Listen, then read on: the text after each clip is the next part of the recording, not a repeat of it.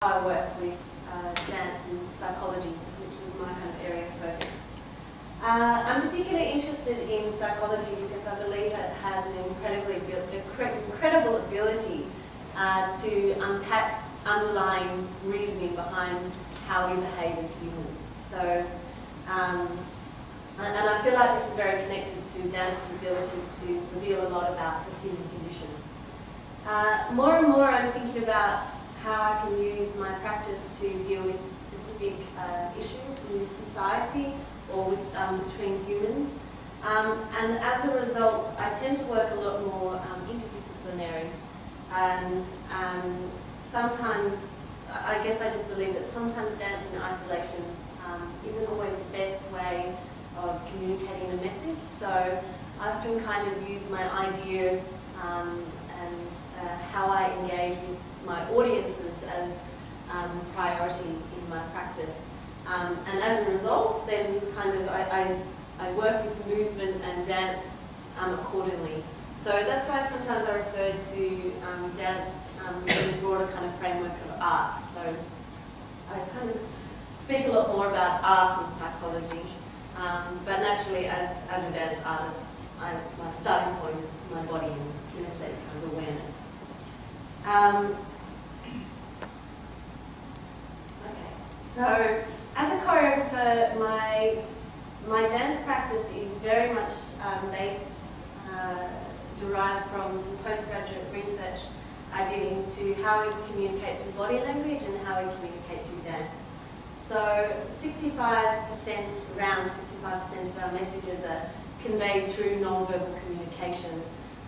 So I was very interested in looking at how, as a dance form, that is, dance as an art form is essentially derived, is made up of movement. So how can we communicate to audiences on the very same level that we communicate to each other just by kind of in conversation.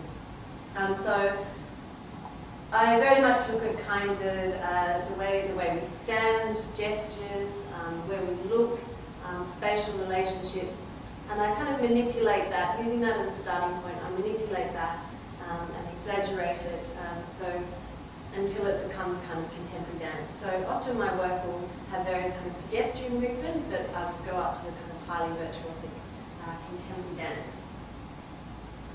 I'm also very interested in engaging with audiences that extend beyond those that just have a dance background. So this often involves engaging with people throughout the creative process.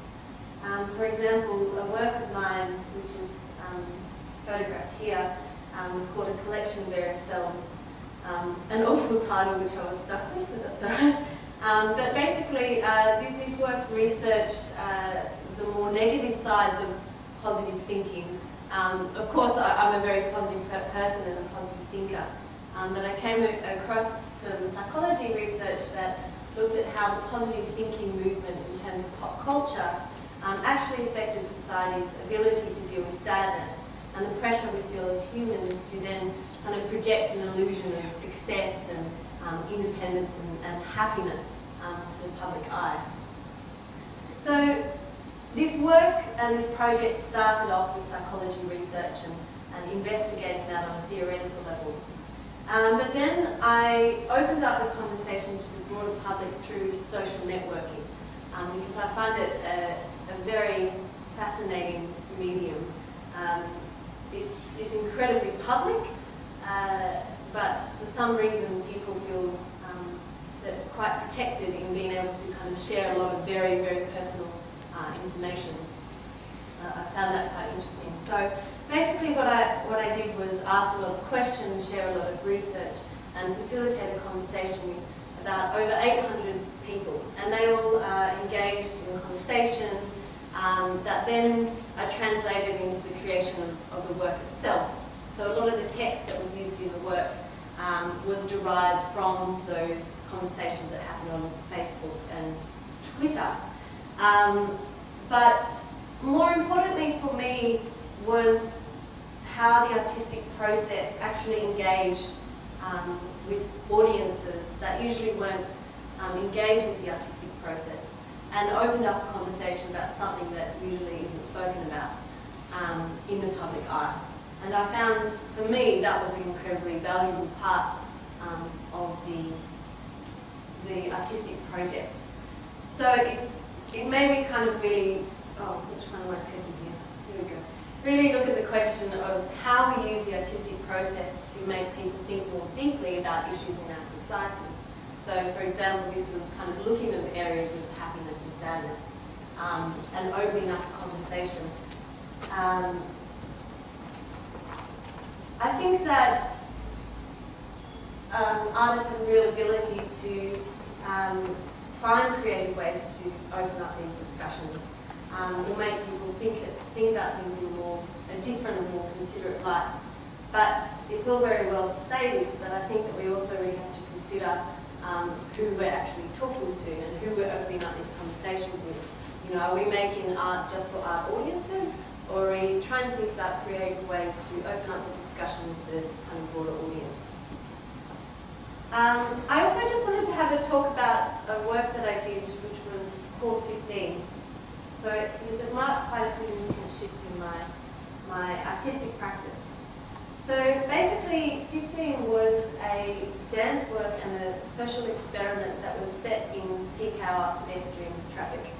So the whole work was rehearsed, created, and performed in public space, which was exhausting and logistically very difficult, but opened up a lot of conversations with people that weren't usually involved in the artistic process.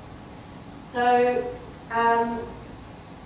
what 15 did was actively test theories of proxemics in crowded public spaces. So there were 25 audience members given headphones, and basically they would listen to a live soundtrack of music that was delivered via FM radio, and they would watch the pedestrian flow, and they would watch 3-4 performers weave in and out of the traffic, and yeah, these kind of performers were testing the unwritten rules of public space. So the title 15 is actually derived from proxemic theories in terms of body language and spatial relationships. So 0 to 15 centimetre radius around our body, or 0 to 30 centimetres, is actually marked as our intimate zone, or our personal intimate zone. And the first time a stranger enters that intimate zone, our body reacts and has a physiological response. So our heart pumps faster, adrenaline is poured into the bloodstream, and our blood is kind of pumped through the brain and muscles for preparation for a fight and flight situation. So if you actually imagine or recall a situation perhaps where someone in conversation just stands that little bit too close to you and you can feel your body react and kind of tense up, that this is actually an intrusion of someone into your intimate zone, and this is how your body responds.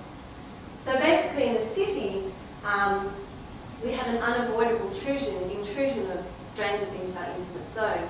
And this is why we react by abiding by these following rules. And they are a little bit outdated, but I quite enjoy them. So they're from Alan Pease in 1987. But basically, to deal with that intrusion of our intimate zone, we are not permitted to speak to anyone, including people we know. We avoid eye contact with others at all times. We maintain a poker face with no emotion. If you have a book or newspaper, or these days an iPhone, you must appear to be deeply engrossed in it. The bigger the crowd, the less body movement you are permitted to make. And in elevators, you're compelled to watch the floor numbers above your head. So basically what 15 did was actively test these rules. And the audience, what's this? So actively tested these rules, and the audience actually watched this experiment.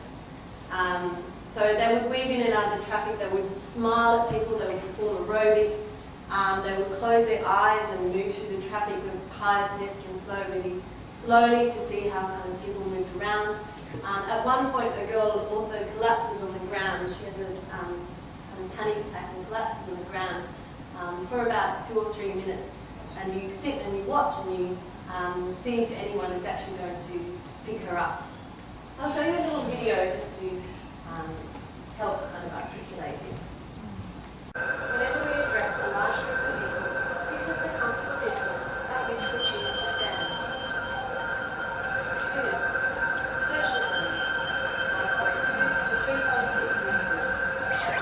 We stand at this distance from strangers, partner or carpenter doing repairs around our home, the postman, the new employee at work, and the people who we do not know very well. 3. Personal zone, between 4 to 6 centimetres. Personal zone, between 4 to 6 centimetres and 1.2 metres. This is the distance that we stand from close activities.